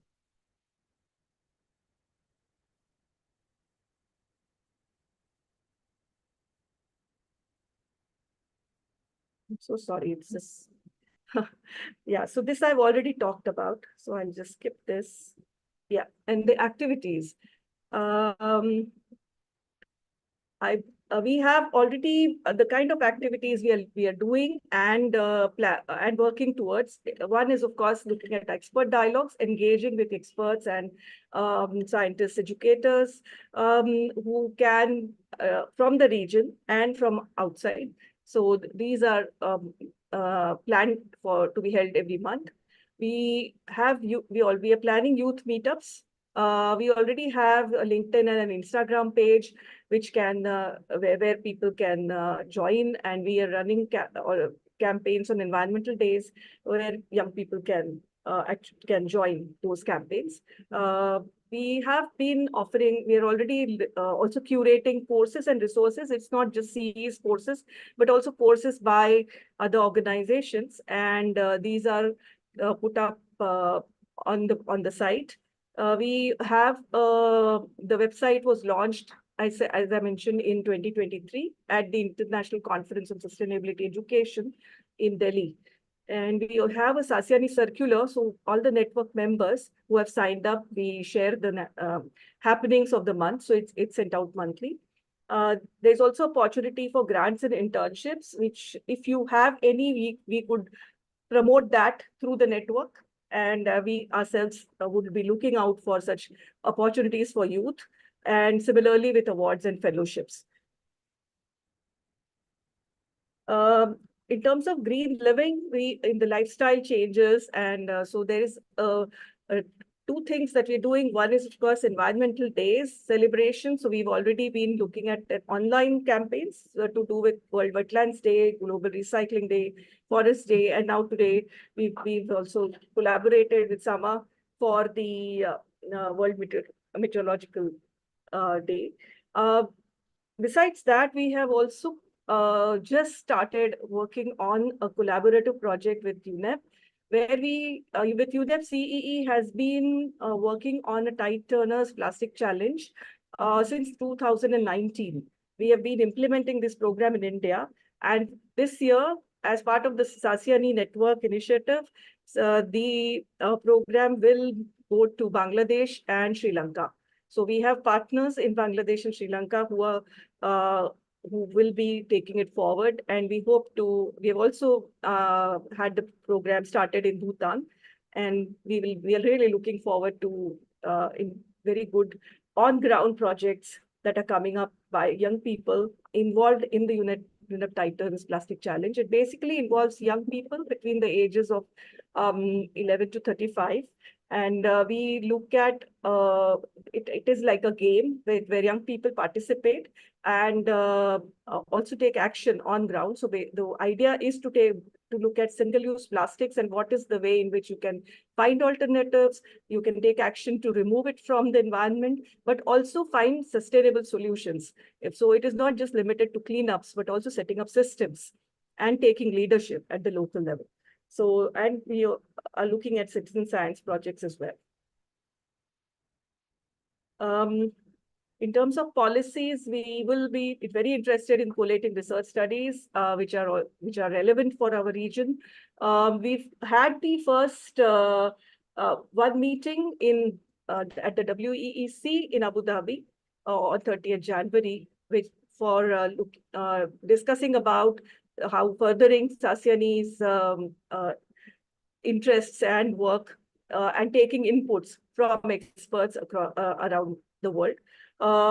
We have also started compiling an e-directory at 2 levels, one of global and regional organizations working on environmental and sustainability initiatives, but also of young people and opportunities for young people which they can avail of in terms of fellowships, grants, internships, and so on. So this process is ongoing, the onboarding of regional members. The way forward, so as I said, it's an ongoing process. So we are happy to look for partnerships and collaborations, and that's how the network will grow. We are in the process of updating the website and the e-directory, also the regional members, and continue to celebrate key environmental days and our outreach programs. So these are some of the updates on Sasyani. One other update I wanted to also share was that CEE is completing 40 years, as Preeti said, and in January 25, 9th to 11th, we are planning a Handprints for Change conference. And as a part of that, we will be organizing a meeting for Sasyani. And we'll, of course, share that information widely as soon as, within a month's time. And we look forward to having a lot of you as part of our speakers, as part of our participants. And we do have a very focused youth meet during that time as well. So please keep a watch on Sasyani and encourage you all to join us. So you can join the network, you can write to us, or you can already directly look at this QR code and join. Thank you so much for this opportunity. And once again, really, really honored. Thank you. Thank you so much, Ms. Madhavi Joshi, to present the overview of the Sasyani. Thank you so much. Now it is time for question answer session, and it is the transition time. So now I'd like to request our Honorable Treasurer, Dr. Shagata Paira, to conduct the session. It is time for question answer session. Participants feel free to engage this captivating session, please. Yeah, thank you, Dr. Mohan. Before going through this question answer session, today I got a different feelings because last, I think 1-2 years, we are doing a lot of tutorial type of things, lot of courses. So generally, I had a feeling that we are targeting to the research scholar, scientist. But today when Sasyani was talking, so I felt that, okay, we need to do for the child as well. And from there, we should give that, that seed to them, and then we'll learn about the climate. So it's a different experience. Thank you for choosing, thank you, Tagi sir and Somerset Das sir, for choosing a new type of group where we are enlightening by different perspective. But the first question is going to Professor Colin Vogel by our Joint Secretary, Dr. Mandira Shrestha ma'am. So she is asking, okay, good afternoon, Professor Colin. I enjoyed your presentation. Moving away from a linear chain to value cycle approach, we always talked about end-to-end system. How does this value cycle approach vary? Since Dr. Mandira is already on live on the screen, she could have asked also. Okay, ma'am, you directly communicate. Yeah. Being a joint secretary, you should have that privilege, Well, thank you so much, Dr. Swagata, and thank you all. Very good afternoon. And Professor Colleen, I really did enjoy your presentation. And as was being said earlier, much of the presentation that we've had in SAMA has been quite science-based, more relating to metrology. But today we are moving a little in terms of connecting it to the people, to the society, I see. So that's extremely important because we need to have both the providers as well as the user perspectives, and that's where things start to move and action takes place. But your concept was interesting to me because you mentioned that it's not linear anymore, because whenever we talk about forecasting and then getting that information down to the users, we normally have this linear chain of data collection, observation, analysis, and then packaging, and then getting it down to the users. But here you added another dimension of several wheels. So I was just wondering how that varies, and that would be quite interesting for us. Yeah, thank you. Thank you. So I'll just respond very quickly. So what I was trying to suggest, that linear approaches, is obviously been working for a long time. But I think now with the complex wicked challenges that we have, we need more of these wheels along the way. And I always try and tell my students, it's not so much a nice linear chain, it's more like a messy spider web. So those of us who work out there, if you like, with communities, things are not always happening in nice, neat steps that follow a logical order. They often operate accidentally. They often operate with various different pathways. And so to have this neat idea that you go from one to the next, to the next, to the next, I think especially for these complex wicked challenges is a problem. And what I was trying to argue is to say, to value other knowledge systems right at the beginning, rather than only asking people at the end to say, here's the forecast, here's the seasonal outlook, what do you think? Rather bringing people and communities right up front into the process. And then as you're going along, you do it together so that the message is being used as you go along and not waiting for the end of a process. So I think a lot of users can offer huge insights into climate forecasts, not necessarily from the atmospheric sciences maybe, but even businesses know how to deal with risk.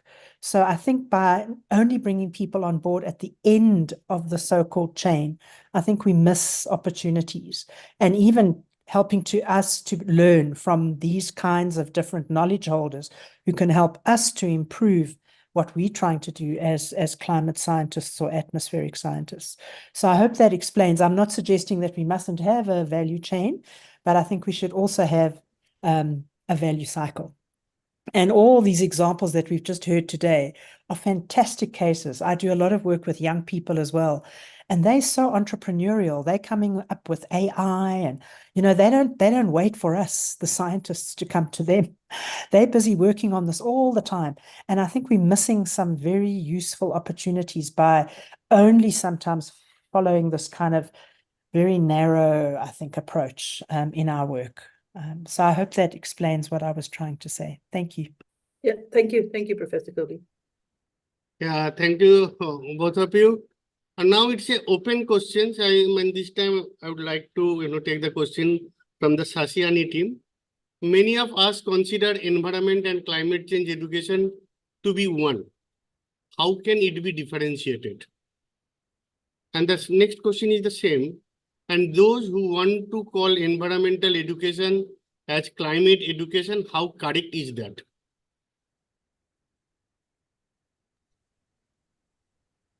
So this time I would like to, if Sasiani people can take the question, yeah. Yes.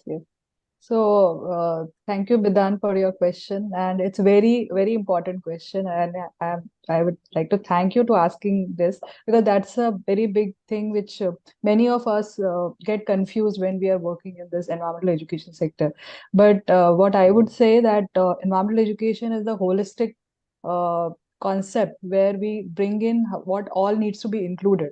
So climate change education is part of environmental education. It's not like we cannot differentiate because these are not two parallel concepts. Environmental education is like an umbrella, and under that you become there is a waste management education, there is a biodiversity education, then there is a climate change education. So it's like that. So that is the understanding with which we are working, and that I think that is also covering your second question, like. And those who want to call environmental education as climate education, how correct is that? So it's not like you can just say instead of environmental education, you call it climate education, then it means environmental education. It's not like that.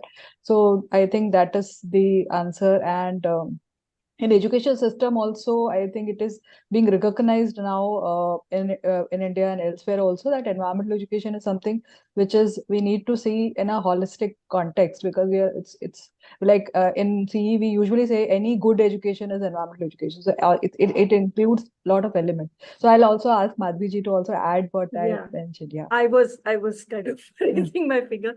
Yeah. No, so I think Preeti is very well said. And I just wanted to also put it in a time context. Vidhan, it was, I think environmental education movement started much earlier. And it over a period of time, the climate change concepts as they started getting recognized, and therefore the important need for climate change education. That is why it's becoming a little, fuzzy at times, because a lot of our issues, which again, one can say the climate is an overarching subject, but environment education is more from a perspective of how you want to teach, how you want to learn.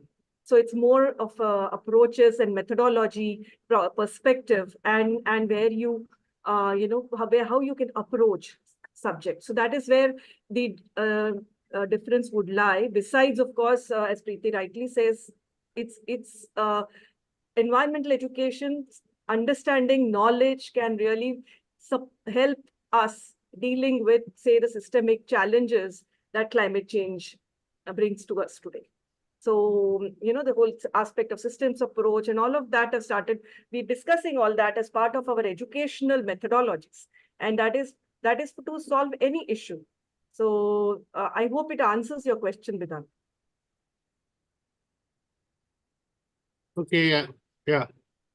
I think that is the point, and it is really very clear. So now I'm going to question for Farhana Jareen Meheru from Bangladesh. The gist of the question is that if they face some barrier to implement their ideas, how it can be solved. Okay, I think it is better if I read it whole. So Professor Vogel, it is great to hear from you. Your dynamic thinking ability is really inspirational for us students to do some noteworthy for the world. I believe some guidance from you to us is really important to developing countries like Bangladesh to implement youth ideas. If you don't mind, I am in wanting of your suggestion how youth can implement their ideas where there are several barriers. Thank you very much. That's a very deep question. Just to say that I have been working with the youth in South Africa, and we've written a number of papers, but I do think that you all in Bangladesh have been doing fantastic work. So I think it's, again, a co-production. We need to work together. I'm happy to give you my email details, and I can introduce you to the youth. Just to give you one example, the Climate Action Plan for Johannesburg, the youth were invited by the mayor to write in their plan for climate action, which they developed during COVID, working every weekend with the city. So we worked together with the city, and then I didn't write anything. The youth were invited to write their thoughts into the front of the plan and into the plan. And so I think it would be better for you to contact the youth that I work with and not necessarily me. I'm just a broker in the relationship, but I think there'd be wonderful opportunities for us to work together. So thank you. And I'm happy to, if you haven't got my email, I'll quickly add it here in the answer to you. Thank you for the question. And I want to learn also, I know Salim Hook and all of the work that you've been doing in Bangladesh can teach a lot of us instead of us, only teaching on the other side. So thank you. Thank you for the question. Thank you, Professor Colin. Now, this is a question from Wing Commander Gauri Pathi. He is asking, he is taking care of a school as an advisor, which is taking care of orphan children up to class 12th. How can tie up this with CEE? In the question to Sasiani group. Gayatri, you want to respond?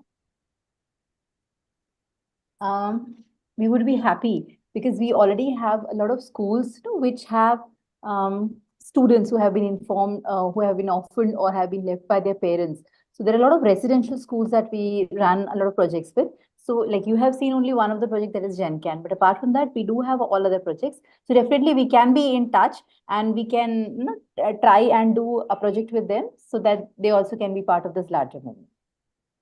Anything else, ma'am, to add?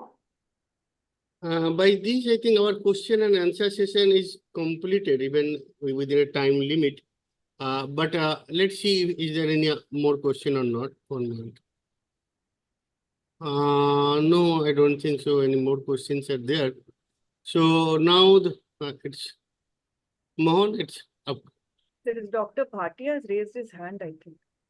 This Yeah, Dr. Arsi Bhatia, sir.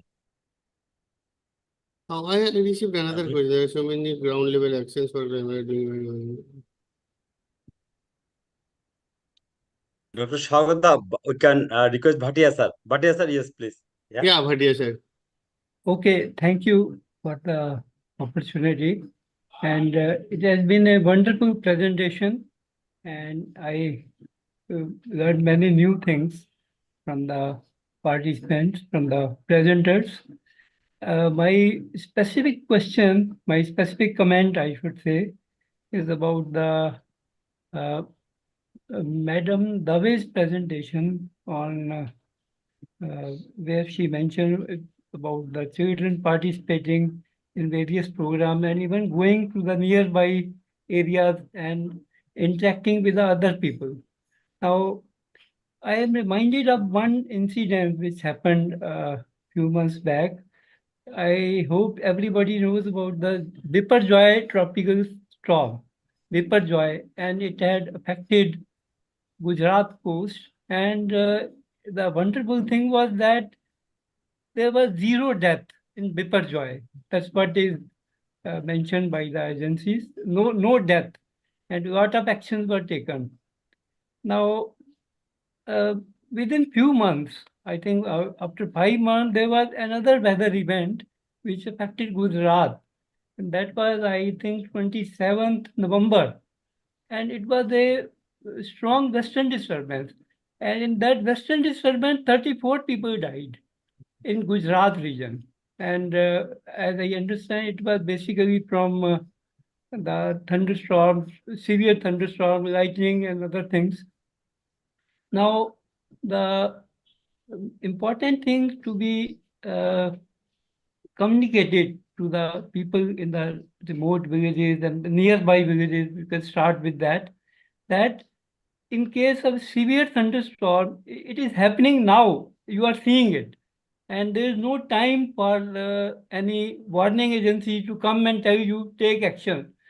As in case of cyclone, you have seen there are people who come and they say, okay, evacuate and so on. I need not explain that. And because of that, there was zero death. But in severe thunderstorm, things are different.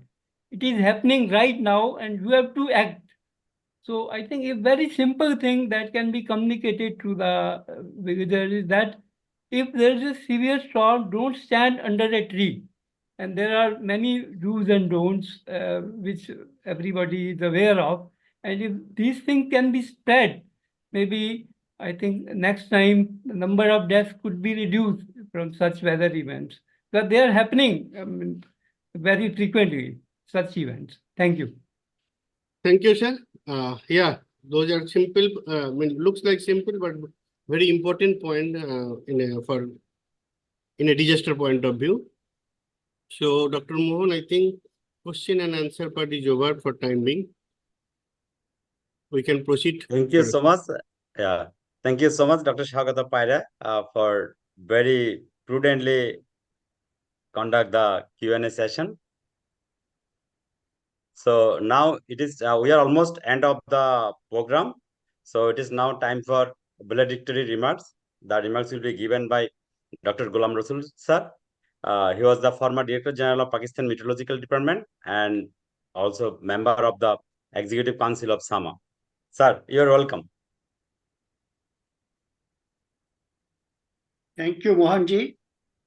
First of all, apologies for long absence from SAMA meetings during the last few months. Sir, can you switch on your video, please? Yeah, my video is not supporting, internet is not supporting video. Therefore, okay. Okay, bear with me. Happy WMO Day and World Meteorological Day. World Meteorological Day and World Water Day. Both are very closely linked with each other, as Professor Mohanty said. Congratulations to all the SAMA community members for making a wonderful progress in only 4 years. For promoting the science of weather and climate and capacity building of professionals through lectures on different disciplines of meteorology by subject specialists and experts in the region. Credit goes to the SAMA leadership, especially Professor Ajit Tyagi and Professor Das, who started SAMA from the scratch and led SAMA to the present status. WMO appreciation recently for SAMA is the great recognition, and we all feel honored for that. We are happy that we are successful in moving the governments and policymakers to prioritize climate change in their medium-term and long-term planning processes. Climate information is vital, of course, for climate action. Still, there are big gaps of climate information on land and ocean.